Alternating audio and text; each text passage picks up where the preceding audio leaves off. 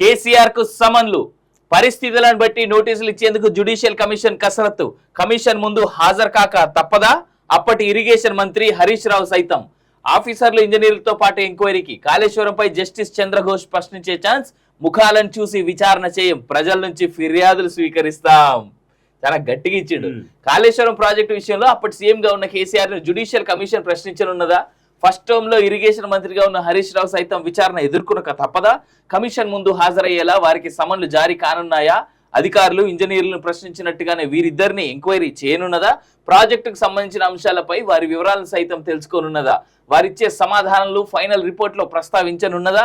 ఇలాంటి అనేక సందేహాలకు అవుననే సమాధానాలు వినిపిస్తున్నాయి. కమిషన్ చైర్మన్ గా ఉన్న జస్టిస్ పినాకి చంద్రఘోష్ నేరుగా వారిద్దరి పేర్లను ప్రస్తావించకపోయినా, నోటీసులు ఇస్తామని చెప్పకపోయినా ఎంక్వైరీ ప్రాసెస్ లో వారిని ప్రశ్నించే అవకాశం ఉన్నది అనే సంకేతాలు అందాయి.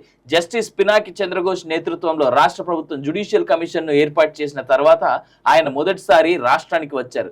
BRKR భవన్ లోని 8వ అంతస్తులో ఏర్పాటు చేసిన ఆఫీసులో రాష్ట్ర ఇరిగేషన్ మంత్రి ఉత్తమ్ కుమార్ రెడ్డి, ఆ శాఖ special secretary Prashant Jeevan Patil, engineer in చీఫ్లు ఆయన్ని కలిశారు అనే విధంగా మనం ఒక వార్త చూస్తున్నాం కదా. ఇగో పలిగిన పిల్లర్లు, కుంగిన బ్యారేజీ. కాళేశ్వరం గురించి మరి కేసీఆర్ ఏమన్నా అంటే, అబ్బా అది నా రక్తం చిందించి నేను కట్టినా అంటాడు.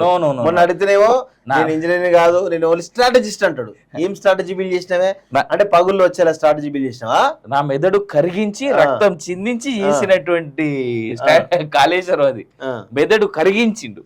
సో ఇక్కడ రాష్ట్ర ప్రభుత్వానికి గనక చిత్తశుద్ధి ఉంటే అసలు ఇమీడియట్ గా కేసీఆర్ ను ఎంక్వైరీకి పిలవాలి, హరీష్ రావును ఎంక్వైరీకి పిలవాలి. దీనికి సంబంధిత అధికారులు ఎవరైతున్నారో ఈరోజు ఈ రాష్ట్రంలో కేవలం గతంలో పవర్ ఉంది, నీళ్లు ఉన్నాయని చెప్తున్నటువంటి బీఆర్ఎస్ పార్టీ ఈ పవర్లో పోయినట్టు 4 నెలల్లోనే ఈరోజు కరువు వచ్చింది, అది వచ్చింది, కేవలం కాంగ్రెస్ అని చెప్తా ఉన్నారు కదా.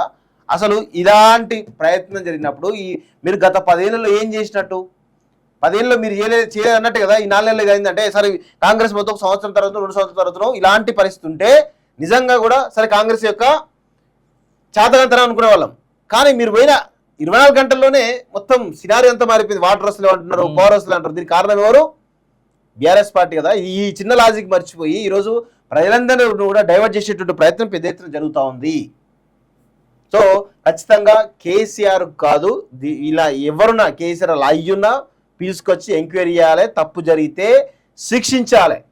అందులో నో డౌట్ ఎక్కడ కూడా తగ్గొద్దు అని చెప్పేసి కూడా నేను చెప్తా ఉన్నాను క్లియర్గా.